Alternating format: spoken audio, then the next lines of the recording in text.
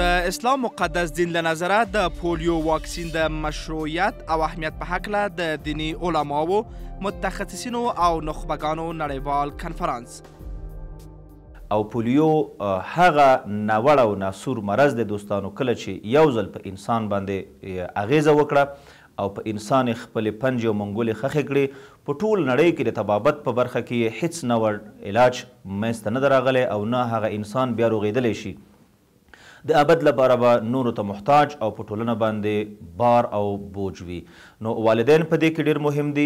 د والدینو تر څنګه دیني علما چې د انبیا علیهم السلام وارثین دي، مکلف دي چې خپلو خلکو ته همغه پیغام چې انبیا علیهم السلام او په خاص ډول د بشریت ستر لارښود محمد مصطفی صلی الله علیه وسلم له ځانه سره درلوده، باید هر فرد د ټولنې ته یې په صحیح شکل باندې ورسوو. 2 څاڅکي د پولیو واکسین هر کوچني ته هر ځل